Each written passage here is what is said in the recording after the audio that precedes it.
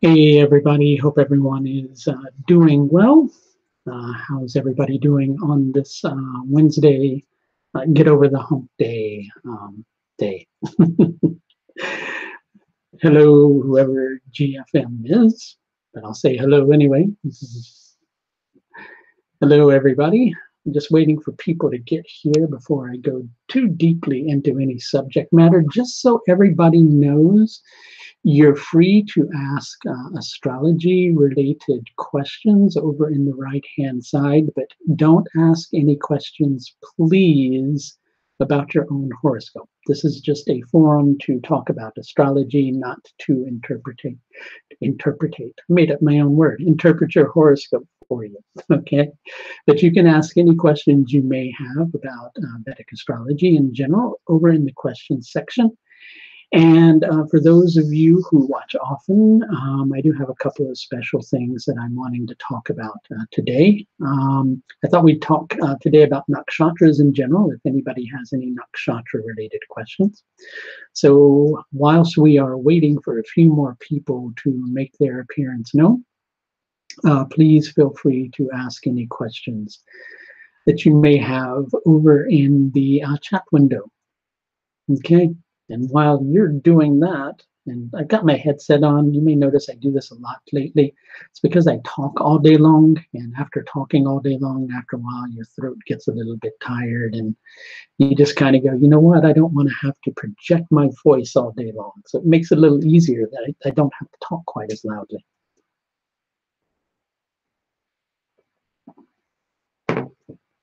Okay. So I'm waiting for any questions anybody might have about nakshatras or astrology in general that you might want to type over in the chat window. I'm going to be here probably for a good 20 minutes to a half an hour. I hope that none of you made it to the wrong link earlier, because I started to schedule something and then recognized I had the stream set up incorrectly on it. So I hope you found your way here. What is a nakshatra? Why don't we get into that here in a second, okay? Atmakarika can be used in different charts or only Rashi chart. Atmakarika can be used in any divisional chart. Any of the Jaimini Charakarikas can be used in any divisional chart. Nakshatra, well, that's a really intense question to ask. I've done a couple of videos on that recently. A lot of people read one of the ancient texts on Vedic astrology, which is Brihat Parashara Hora Shastra, and they read a particular translation on it, and they get the wrong idea about nakshatras, because there is a translation of Brihat Parashara Hora Shastra that says that the zodiac is comprised of nakshatras, but it's an incorrect translation.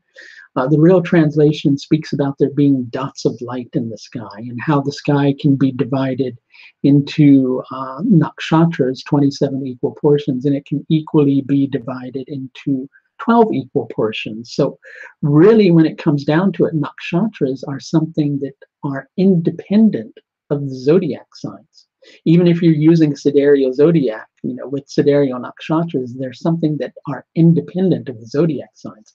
It's just that when we're looking at astrology charts, we see nakshatras, a planet in a nakshatra within a sign, and so we go, oh, the nakshatras are a subsection of the zodiac, but really they're a completely independent thing. So in terms of answering your question on a broad level, a lot of people think nakshatras are subsections of the zodiac sign, but really what they are the division of heavens in a different manner, of basically 27 different portions of 13 degrees and 20 minutes, and they behave a lot differently. But rather than go into depth about that here, look for a video from me called What Are Nakshatras Really, and I go more into depth about that, okay?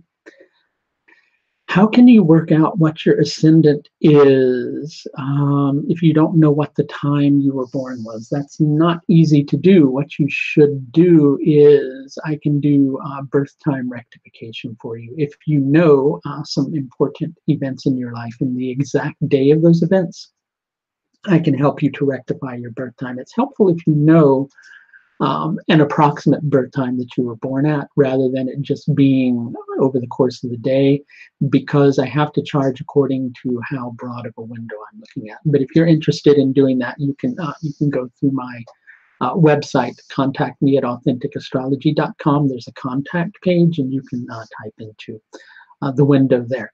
Okay, so some things to talk about tonight, aside from some astrology-related questions. I'm trying to get a little more active on YouTube. Okay, and I tried this again, or I should say I tried it earlier over the summer.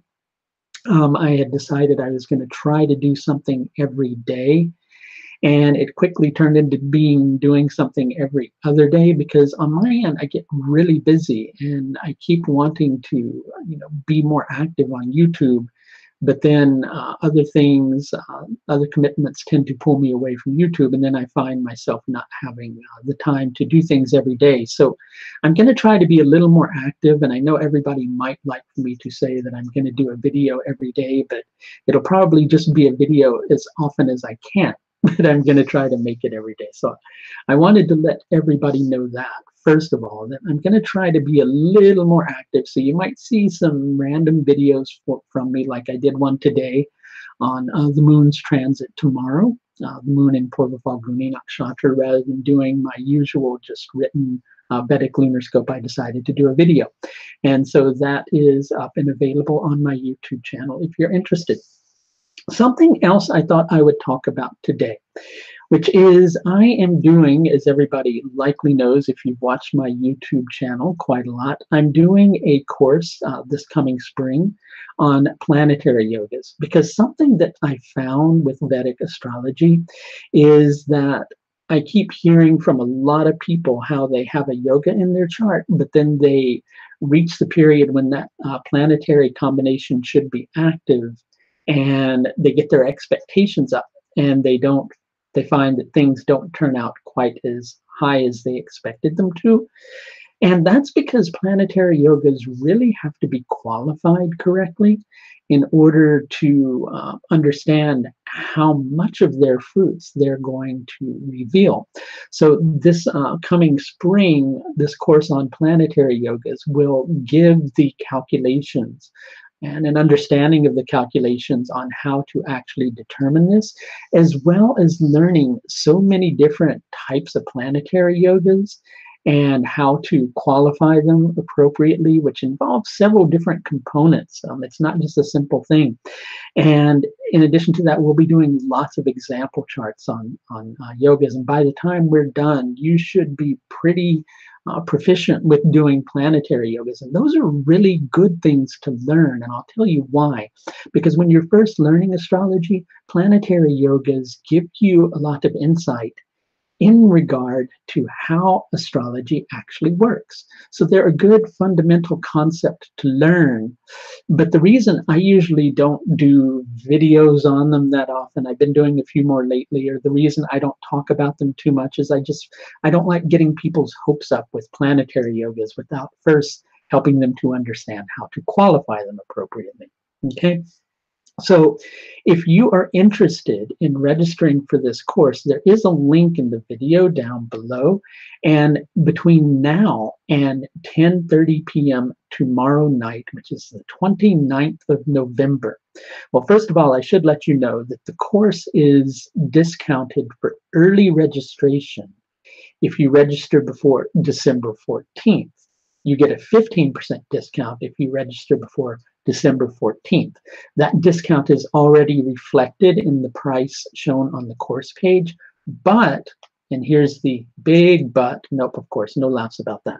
Here's the big but in the situation, which is if you register between now and tomorrow night, which is the 29th of November, you get an additional 5% discount if you're a new student. So that would mean 20% off the course fee for the course. The codes are in the video down below. I will mention them here in a moment. As a matter of fact, what I'll do is I'll copy the course link and I'll put it over here in the chat window for you as well. So we'll Control C that. Okay, here's the link to the course page. So if you register between now and tomorrow night at 10:30 p.m. London time, you can get a 20% discount off the course registration fee. Now, this course, you can register for it either by paying in full for the course, and it's a 44-week course, or by registering by trimester. If you pay by trimester, the discounted fee that you registered at will be locked in for the full course. So for the full course fee for this with the 20% discount, it should be approximately $719 for this 44-week course. And if you register by trimester, the first trimester fee will be $263 with your discounted price. Now, the codes for that, if you want to register in full, the code for that, I'm typing it into the window now, is YOGANEWF, F standing for full. And if you register by trimester, it's YOGANEWT, YOGANEWT, okay? And that's if you register between now and 10:30 p.m. tomorrow night, and I will be shutting that discount down after that point, okay? So I see somebody posting something about nakshatra meanings.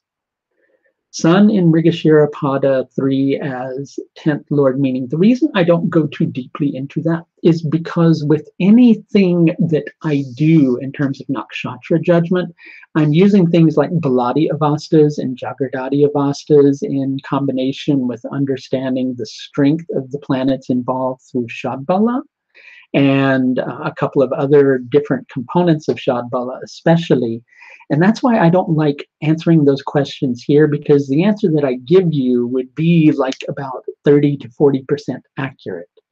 And I don't like giving 30 to 40% accurate questions in relation to questions that are posted here.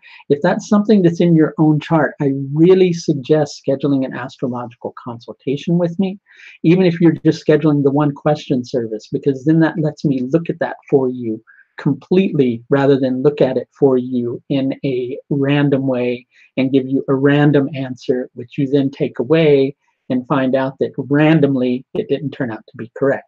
Okay, so I don't like doing random answers, and I don't like to do, pardon my language, anything half-assed. I like to, to do it for real, so to speak. So that's the reason I don't want to tell you too much about the sun in Mrigashira Pada 3 as 10th Lord meaning. I could tell you something overall, which is the 10th Lord. 10th is, obviously, for those of you who don't know, 10th relates to success. A lot of people use it for career, though, and they use it to understand career success. So Mrigashira, when it's associated with career, it usually makes the person try a little bit of this, try a little bit of that, try a little bit of the other thing before they finally find what it is that they want.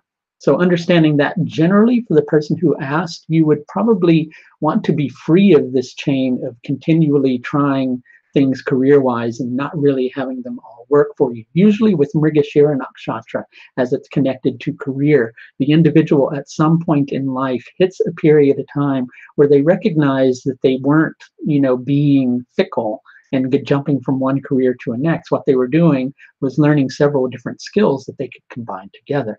But really, a lot of that would relate to the strength of your sun by Baladi Avasta and Jagradati Avasta, and equally in terms of Shadbala and things like that, in addition to the strength of your Mars, okay? Let's see what else people have put here in the window over here for questions. Do nakshatras matter much if there are no planets in the house? I don't know if I fully understand your question. Nakshatras are not part of a house. Nakshatras are something that are different. Nakshatra, a planet in a nakshatra can be in a house, and equally if you use house cusps, then a nakshatra can be associated with the house cusp. So I'm not really sure if I know what you mean by a nakshatra mattering if there are no planets in the house. If you want to clarify, then I'll try to understand, okay? Does the nakshatra where Ketu is in a chart explain the theme of past life karma? It shows how the individual was growing their karma in a previous lifetime, because that's what nakshatras do. They show how we grow certain things, okay? Okay, so how does the Navamsha ascendant relate to birth chart ascendant? Okay, here's a good way to understand the Rashi and the Navamsha in contrast to each other. The Rashi is the number one. It's the beginning of things. It's also the path of the individual. The Navamsha relates to the number 9, which is the last number on the scale of 1 before you get to 10, okay, which was kind of starting over again at 1, if you follow. So it's the beginning and the end. So the Navamsha chart is what anchors you to your path, which is the Rashi chart. And it's what determines whether or not that path is going to be meaningful for you. So you're looking at 2 different charts used for different purposes when you're looking at that. And that's an important thing to understand. Okay.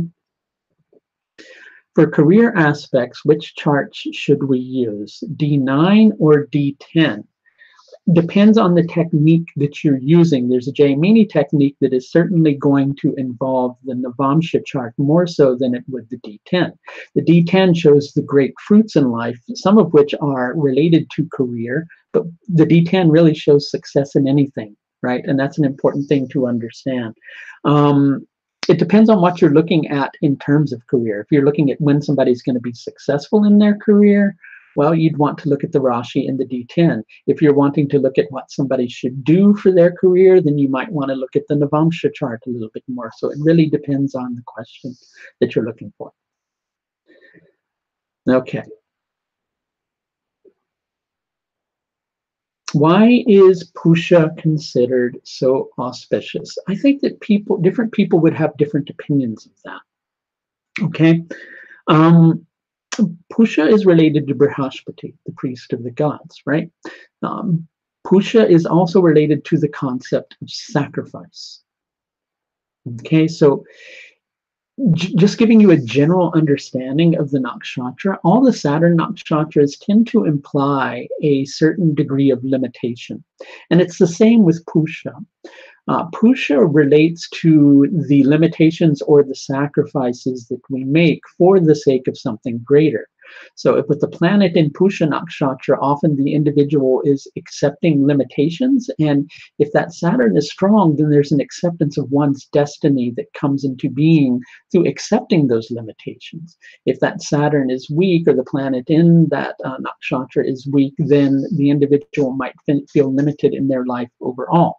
But in answering why it is so auspicious, it's through accepting our destiny and equally accepting limitation and recognizing that there are boundaries and there's a limit to which we can reach, that we truly prosper. Because when we try to live out of alignment with our destiny, that's when we don't prosper, right? So that's, in my opinion, why Pusha Nakshatra is considered so auspicious. Okay, and different astrologers may tell you different things. Okay, so just a reminder before I go into any more questions, and I'm probably here for another 10 minutes, just a reminder, if you want to register for my yoga course, which we're going to learn how to properly qualify yogas, which a lot of people don't know how to do that. You know, how many times have you had this experience where you see a yoga and you notice you're going into a planetary period that's going to activate that yoga, you get your hopes up, and all of a sudden your hopes are dashed on the rocks and you find out that it didn't happen. Well, that's because that planet didn't have the strength to bring those fruits to deep fruition. And there are a lot of different components that are associated with that, such as, Uchabala is one of the things used in the equation. So you want to see the potency of the planet. In addition to see the potency of the planet, you want to see how that planet is going to behave. So does that planet have the potency and the behavior to make something happen? Does the individual have the good merit or good karma for those things to come to fruition? Is the individual able to direct that planet to make it come into fruition? All those things have to be taken into consideration. In addition to, in my opinion, it's helpful to use the Baladi and Jagradati avastas as well. And all those things put together determine the level of depth to which a yoga will bear its fruits. And if you take my Approaching Yoga course this spring, you'll learn how to do that. Plus, you'll learn lots of different yogas. And if you register between now and 10:30 p.m. London time, tomorrow night, the 29th of November, you not only get a 15% discount, or I should say instead of a 15% discount, which the course is already discounted at 15% until the 14th of December, but if you schedule between now and tomorrow night at 10:30 p.m., you actually get 20% off the course registration fee. Okay, and so that will reduce the course from $899, which is the full price, to $719. I believe it's reflected on the page now for the full course at $764. So this gives you an extra $45 off of the course. If you register by trimester, which is a possibility too, rather than $329 for the trimester, the 15% discount is $279.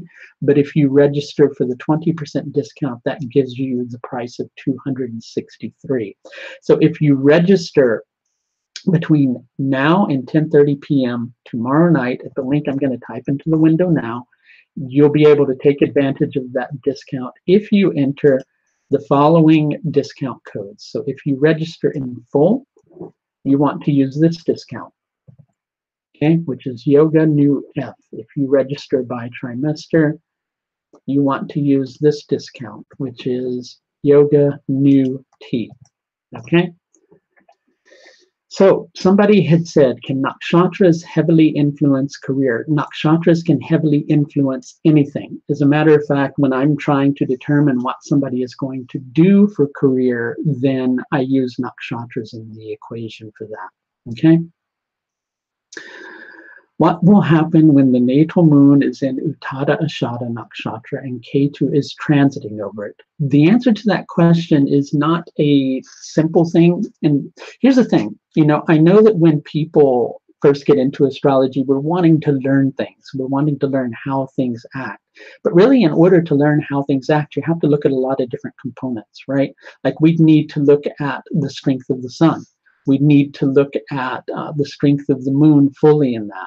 And equally, we'd need to understand the strength of Ketu natally in your own chart in order to really understand those particular concepts. So Ketu transiting over that, it may make you let go of your determination, or it may make you become more determined overall, and it really depends on the strength of your sun and the strength of your moon. Okay, Uttada Ashadha nakshatra, for those of you who don't know, it can have a very determined energy to it that wants to achieve. But Ketu can equally help to give that moon the broader perspective that it needs to be able to tap into, which is another quality of Uttada Ashadha nakshatra, the quality of universalization, seeing things from a wider perspective. Is Vargotama a strengthening aspect? It can be a strengthening aspect. There are a lot of things that you have to take into consideration to answer that question. And I could probably teach an entire hour course on Vargotama, okay, which the things you'd need to understand. When a planet's Vargotama, it's very powerful because it's in the same position in the Navamsha and the Rashi chart. But how productive that planet is going to be is a different thing that has to be judged differently, okay? What about when the Atmakaraka planet or a Machakaraka planet are retrograde? Well, that means your whole life you're walking backwards and you're always going backwards in your career. No, I'm only kidding. Basically, when planets are retrograde, we're more internal with those planets. Like, for instance, Jupiter retrograde, the individual is internally expansive. They're always searching for meaning inside of themselves rather than externally expanding. That's a good way to understand it, right? So understand your Atmakaraka planet and your Machakaraka planet more on an internalized basis, and you'll have a good understanding of how they work.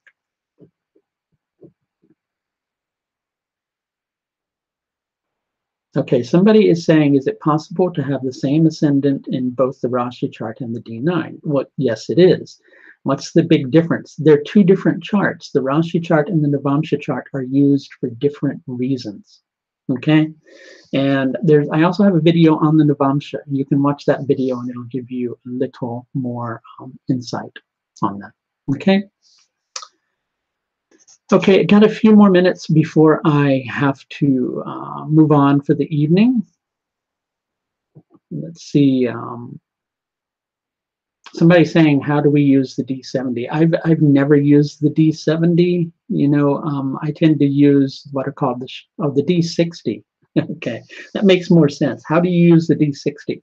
Well, the D60 is used for confirmation of everything. Okay, that's one way to understand it. But you have to make sure that you have a good, accurate birth time. And there are lots of different ways to use it. And I don't think I could cover that in 5 minutes, right? But it shows how high a planet can go. Because if you have a planet that's strong in the Rashi chart, but it's weak in the Shastayamsha chart, then it's going to limit the strength of that planet overall. Okay, so I think, did I say that right? If we have a planet that's weak in the Shastayamsha chart, but strong in the Rashi chart, it's going to limit the strength of that planet. But if that same planet is strong in the Shastayamsha, but weak in the Rashi chart, then it's going to be a little bit better of a planet. And that's just a simple way to explain it. Shastayamsha chart can be read like any other chart, but you have to make sure that you have a good, accurate birth time.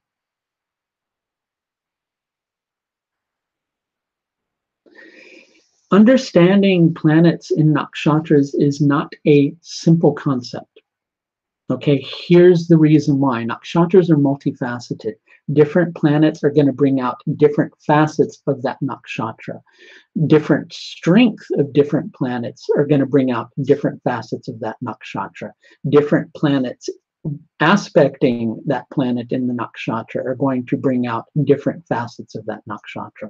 So they're very multifaceted. So in terms of tips of understanding each planet in the nakshatra, learn your planets well. Learn, like, you know, the gunas associated with the planet. Learn the cast of the planets. Learn all those things. And then learn the cast of the nakshatras and learn the gunas associated with each nakshatra. And understand how those different influences coming together can really create things. So especially when you see that there are qualities like nature of a planet and nature of a nakshatra, see how those two things come together and influence each other. And that'll help to give you a good understanding of how to understand each planet in a nakshatra. And you're right in understanding that each planet's going to behave differently. Okay? I'm not of the mindset that Pusha is bad for marriage, really. You know, I don't get that any planet is bad for marriage. I think it depends on the strength of the planet associated with the nakshatra. If you're looking for a muhurta, like if you're using that for muhurta and picking a day that involves Pusha, well, you want to look for good Bharatiti nakshatra yogas and things like that. If you're talking about Pusha in the chart being bad for marriage, I don't think that Pusha in the natal chart is bad for marriage, right? Okay. What do I consider the best nakshatra? Well, all the nakshatras are best because really they're there in your chart to help you to grow. So there's not one that's better than another one, right? It depends on what better means to you. Okay. All right, so just a reminder, if you would like to partake in next spring's Planetary Yoga webinar course, okay, that course is already at a discount of 15% off. That 15% discount is available until the 14th of December, okay? That course is listed at the link that I'm going to put in the window now. But if you register between now and tomorrow night at 10:30 p.m. London time, you get an additional 5% discount on top of the 15%, okay? And if you do that and you want to register in full, the discount code to use to take advantage of that for registering in full is YOGANEWF. And if you want to register by trimester, the discount code is YOGANEWT. Okay, and if you register by trimester, you're locked in at that discounted rate for all future trimesters. And as always, if you want to schedule an astrological consultation with me, you can do so through the astrological services page of my website. I'm going to type that in the chat window for everybody right now. Bear with me for a moment. Yes, I can type and talk at the same time to a certain extent. he says as he pauses and has to make sure that he's typing correctly.